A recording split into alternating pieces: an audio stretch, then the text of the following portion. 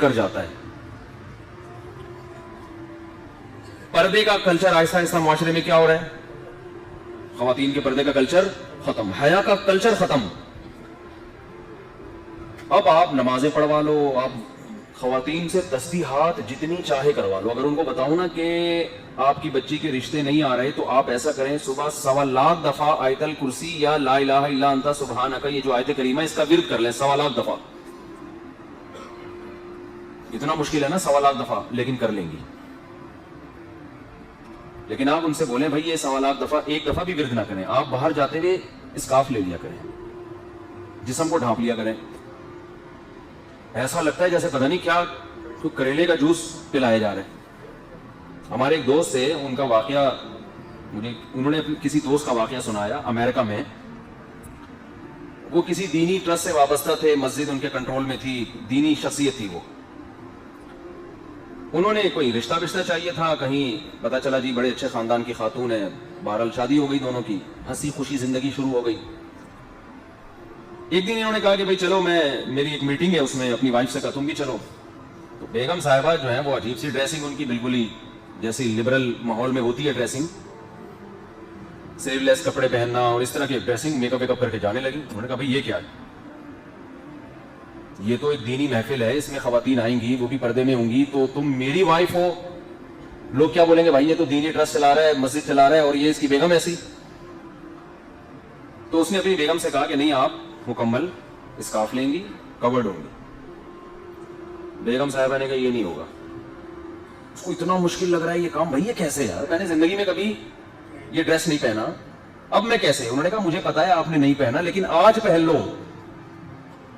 میں انتہائی مختصر کر کے یہ واقعہ سنا رہا ہوں, نتیجہ یہ نکلا کہ طلاق ہو گئی دونوں کے درمیان. وہ برقع پہننے پر آمادہ نہیں ہوئی, گھر اجڑ گیا.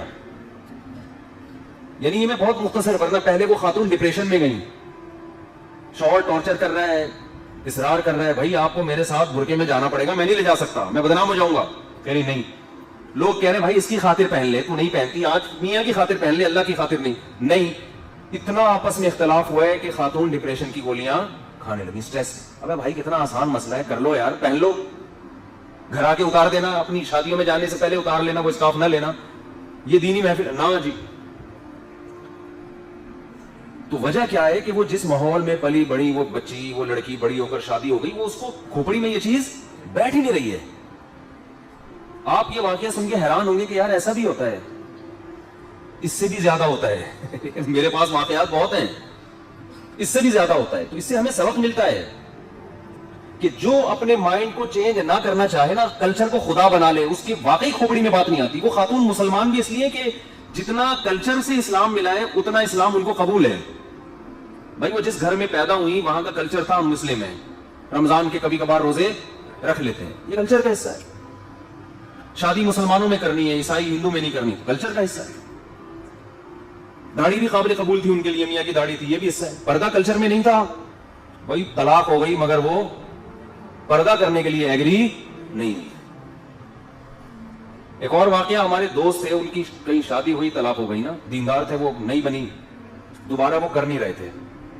اتنا انہوں نے کہا میں اتنا بدنام ہو گیا ہوں, کیونکہ وہ جو آدمی دیندار ہوتا ہے نا, نمازی پرہیزگار, اس پہ انگلیاں زیادہ اٹھتی ہیں کہ ایک بیوی کو تو پال نہیں سکا اور نصیحتیں کرتا پھرتا ہے لوگوں کو. اب لوگوں کو کیا پتا غلطی کس کی تھی, اس کی تھی یا ان کی تھی. یہ چیزیں سمجھانا لوگوں کو بڑا مشکل ہوتا ہے. کوئی مشہور آدمی جب میاں بیوی میں ڈیورس ہونا تو نیچے کمنٹس دیکھا کریں, کچھ اس کو الو کا پٹھا کہہ رہے ہوتے ہیں شوہر کو, ابے یہ تو بندہ ہی 2 نمبر ہے, اور کچھ اس کو کہہ رہے ہوتے ہیں عورت کو کہ یہ نہیں بسا سکی. ہونا یہ چاہیے کہ آپ کسی کو کچھ نہ بولو. ہونا کیا چاہیے, کسی کو کچھ نہ, بھائی ہمیں پتہ ہی نہیں ہے کہ اس میں غلطی کس کی ہے. بعض لوگ کہتے ہیں ہمیں تو پتہ ہے اس کی بیوی کا بیان ہم نے سنا ہے. تو بھائی جس کو طلاق ہوگی وہ کیا اچھے بیانات دے گی؟ وہ تو الٹی ہی باتیں کرے گی. اور مرد, بعض کہتے ہیں مرد کی سائڈ لے رہے ہوتے ہیں کہ ہم نے شوہر کا بیان سنا ہے, بھائی یہ عورت صحیح نہیں تھی. بھائی اس نے تو ڈیورس دی ہے, وہ یہ تھوڑی کہے گا اتنی پیاری, اتنی اچھی, اتنی خدمت گزار اگر تھی تو پھر چھوڑا کیوں تو نے اس کو بھائی. تو اس لیے کمنٹس بہتر کیا ہے, بہتر کیا واجب ہے, کرو ہی نہیں. بولو بھائی ان کا آپس کا ذاتی معاملہ, ہمیں نہیں پتا کون غلط کون صحیح, اور نہ اس بارے میں ہم سے قیامت کے دن سوال ہوگا. لیکن بڑا مسئلہ یہ کہ چپ رہنا ہم نے بچپن سے سیکھا ہی نہیں ہوتا.